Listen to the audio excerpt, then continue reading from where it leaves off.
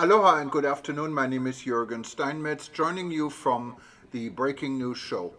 I'm in Honolulu at the Ala Moana Shopping Center right now after having a coffee at the Coffee Bean here at Foodland. With me in College Station, Texas is Dr. Peter Tarlow. Welcome, Peter. Well, the day started out very windy.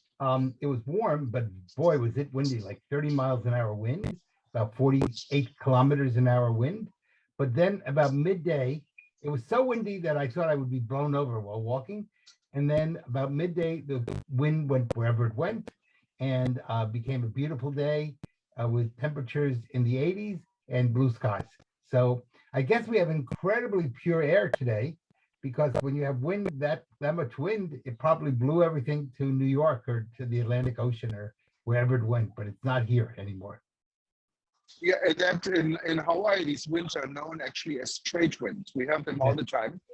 Winds are quite, but actually keeps our air clean because here we don't have to blow it to New York. We can just blow it in the ocean. And there's 2,500 miles between us and the U.S. mainland. So it has plenty of room to escape, I guess.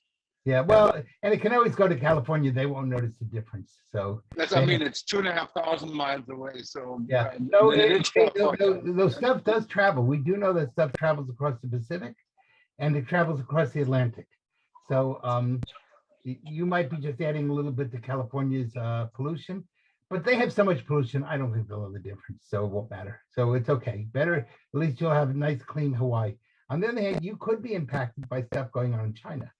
So it's amazing how far wind will carry pollutants and other issues.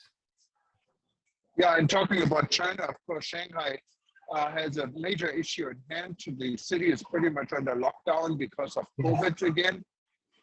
Even though if you really look at the numbers, Peter, the numbers are not any higher than most cities in the United States. And I heard Philadelphia might be putting restrictions back on. Yes. Other than that, you can see us here in Hawaii, we don't really wear masks anymore. So it looks like everything is normal. As you well know, there was a major study that was released today. And one of the things the study showed is there was absolutely no difference. It's in the United States, and they factored in diabetes, age, etc. So it was a much more sophisticated statistical study.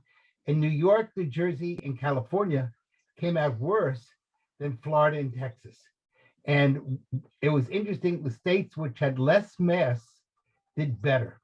So and we know the Johns Hopkins study, which is of course the major mega study, showed that the lockdowns don't work. So one of the things that's incredible about what's going on in China is they've had really very few cases, but they have a zero tolerance case. So they're going to save people from this, but they're going to have thousands of people could die of starvation, could die of frustration, could die of suicide. And I always like to point out to people, if you're dead, you're dead. It doesn't matter if you're killed by diabetes or COVID, or if you're killed by starvation or COVID, you're still dead. Or suicide, you're still dead. And of course, today we know we're not in 2020. We're 2 years later. We have so much more data. And we know the masks didn't work. It's Philadelphia, which is a city of, 1.7 million people, if I'm not mistaken. They had 2 cases. And they were going back from masks for 2 cases. And yet how much in New York, which allows athletes and actors, etc., not to be wearing masks, is having little children be masked, which are the least vulnerable. And you really wonder what is wrong with these politicians. They're or do they have something? Yeah, but Peter, these are CDC studies and other studies too. Masks do help. I disagree with you. No, actually, the masks we probably wouldn't be far yet. No, the newest CDC studies have shown they really don't that much. We believe they did. And as you know, of course, Dr. Fauci today said, well, actually, you should just do whatever makes you feel comfortable, which is kind of interesting. So that he's taken a new position. I think it's a good position. I actually agree with Dr. Fauci in the sense that people have to make their own levels of risk, but the mask probably will help you from not getting a cold or maybe some other issues. But I'm speaking specifically of COVID, and they really have not had much effect, if any. And probably the damage we've done to children, which is incredible. the inability to learn to speak, the inability to develop facial recognition well outweighs the minimal, if there's any, that we've done for the masking. So I think in 100 years or 50 years, people will look at us and say, what were they thinking? These people were as crazy as in the Dark Ages, in the Middle Ages. And we don't want to believe that, but we really have gone to almost anti-science. And the mask has now become a religious symbol rather than a medical instrument. But it also became a symbol of political divide, unfortunately. Yes, it did. And it shouldn't be. The mask appeared, it is really a process we won't forget. When you are 100% right. It has become a symbol of. Yeah, but Peter, right. when this all started, we didn't have vaccine. Yes, you're right. So I You're right. agree with you more.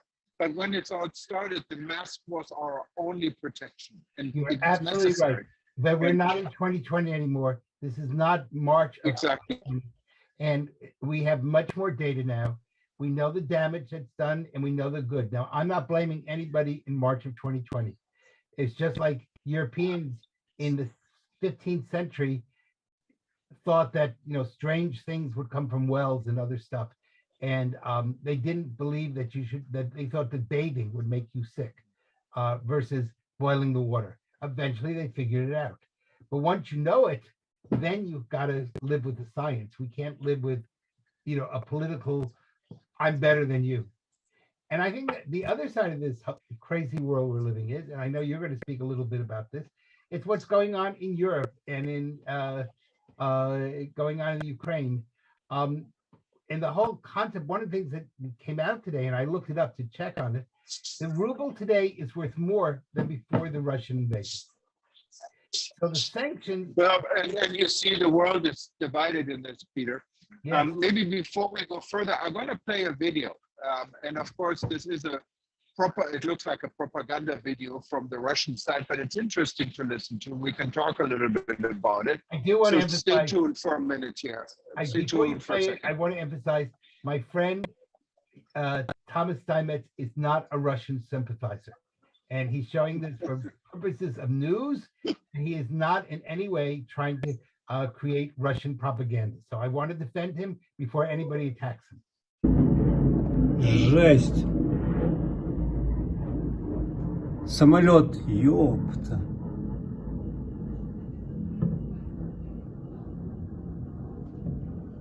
Жесть.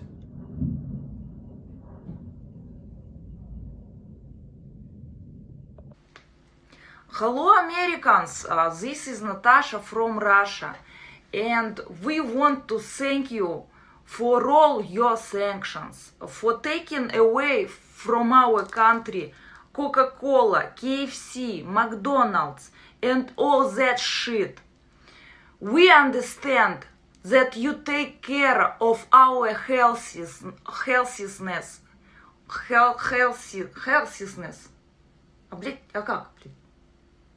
Healthy. And that's why we'll be stronger and more beautiful and without fat. So we take care of you too, and that's why we cut our gas. So you have to walk by foot instead of using your cars. Don't thank you. Don't say thank you. Friendship. I am so sorry. I have to go to feed my bear and drink vodka and play balalaika right now. See you later. From Russia with love.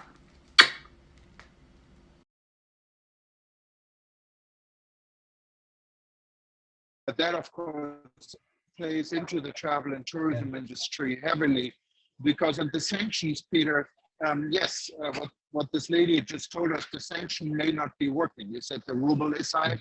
The sanctions are not working because many countries are on the Russian side. There are 22 countries, and we listed them, including China, including India, including Ethiopia, that are on the side of Russia. And then you have countries that are in between and don't want to say anything, like the UAE, the Saudi Arabia. And these are countries that keeping the connection open to Russia. The sanctions in the hotel and tourism industry are definitely not working because all hotels in Russia, American hotels like Marriott, Hyatt are open. Yes, Marriott donated $1 million to the cause in Ukraine, but they're making the money on the Russian side because prices in the hotels are expensive. You can check it. Airfares in and out of Moscow and elsewhere are astronomically, and the flights are booked. Turkish Airlines is making a bundle on this, so does Etihad, Emirates, and Qatar Airways. So yes, the sanctions are definitely flawed. And so one of the big problems is if you have sanctions that are not being universally applied, they don't work. And we have a perfect example of that, and that's Cuba. The United States has had sanctions on Cuba for over 60 years, and nothing happened. The only thing that happened was we hurt the Cuban people, and we hurt Americans of Cuban descent living in the United States. Now we're discovering that gas prices are going up, all sorts of food prices are going up in the United States, and we're told that's because of the sanctions. And if that's true, we really have to wonder who's making money? What's going on? Because if the goal was to stop people from being murdered in Ukraine or being killed or to stop a war, it failed. And I think that's the only way to look at it. The sanctions, by the way, historically, sanctions have never worked, ever. So that why we would believe, Einstein said that insanity is doing the same thing over and over again and expecting a different result.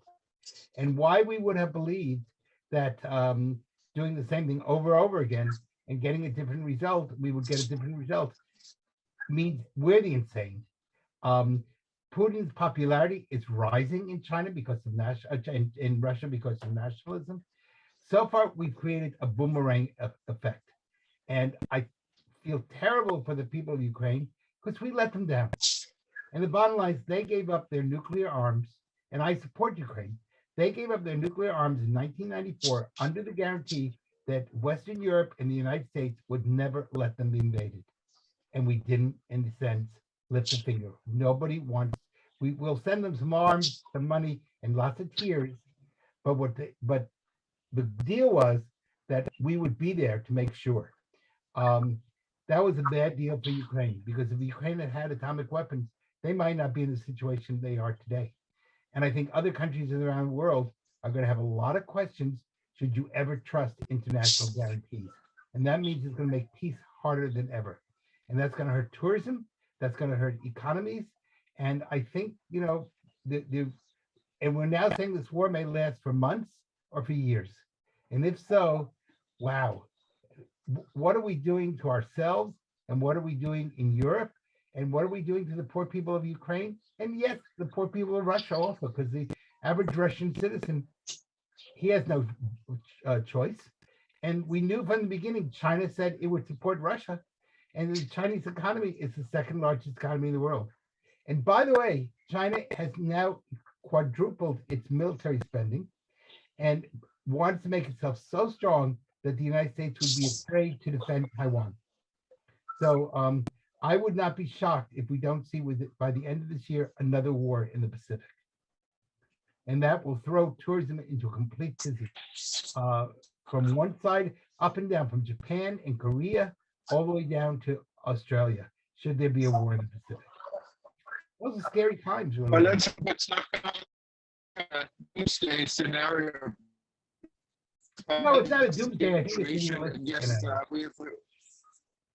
I think it's. But we feel for the people in Ukraine, and Peter, we started a Scream.travel campaign together with Ivan. It's not actually suffering in Ukraine, trying to stay alive with his two sons in Odessa. So we wish him well. Yes, and I believe they've been bombing the tourism industry. There have been some explosions. Apparently, it hasn't come to any height yet, like in other cities. but it's way, unfortunately. Let's hope it's not coming to this, but all Oh, indications are there Odessa is that truly this a region beautiful is coming. city. And, you know, if it were destroyed, it would be Decades, truly a Peter, priceless gem that the world would have lost forever.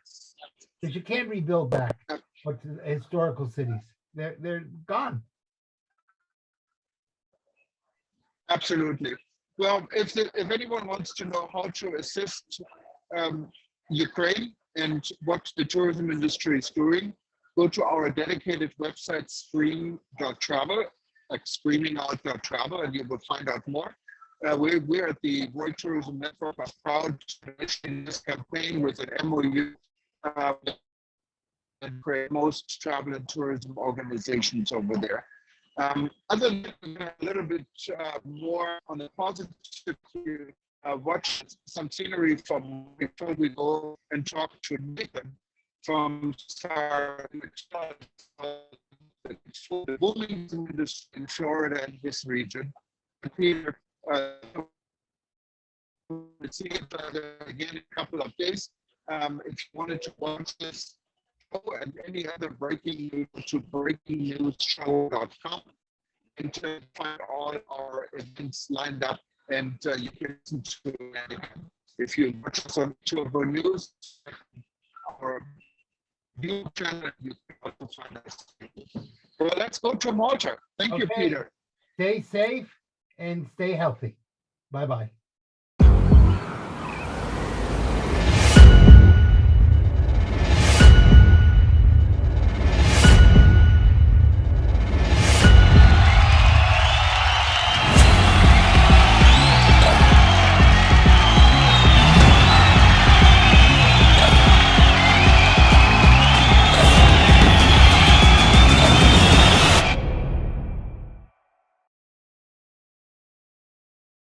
Hello, and we're back again now after you heard a little bit about the island of Malta, and we'd like to welcome Nate in Sarasota, Florida.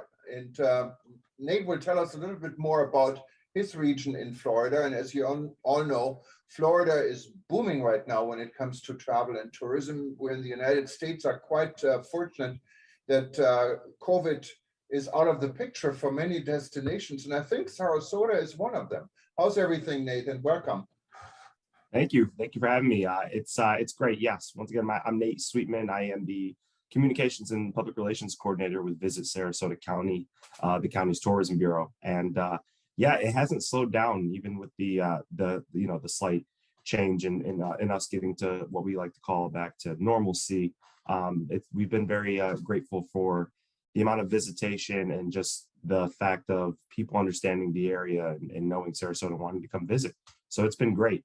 But Sarasota County reaches over 725 square miles, including many various communities outside of just the city of Sarasota. We have Siesta Key, Lido Key, St. Armands, Venice, Northport, just to name some. And we also carry 6 barrier islands along the Gulf Coast, with tons of beaches and fun activities to do out there near the water, just to say.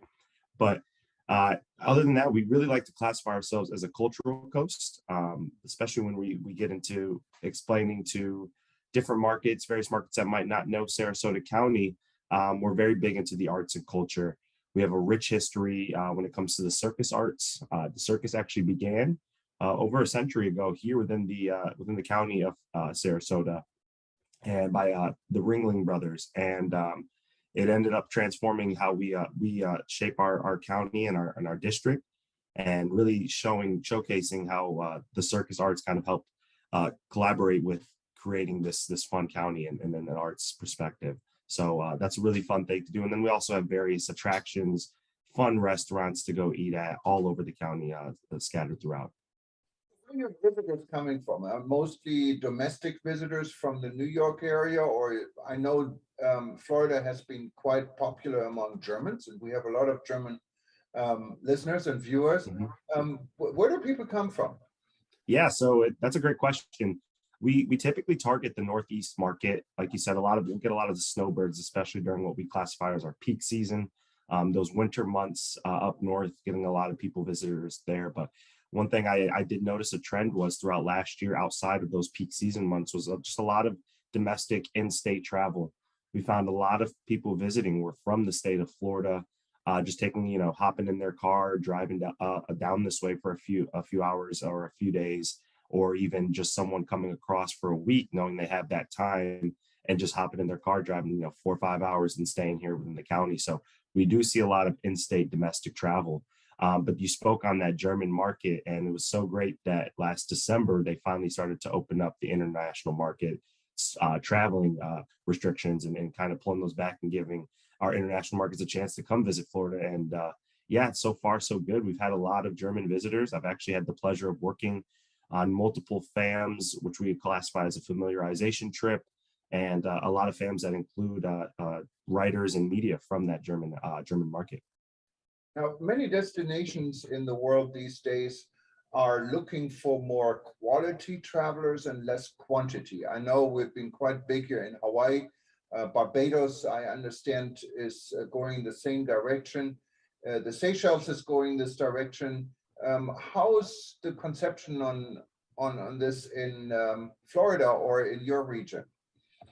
Yeah, it's quite different, same within different parameters. We see that a lot of the travel we're getting is more catered to people kind of wanting to check out various things, and us giving those markets and those people the opportunity to explore various fun activities and things that make us unique as a county.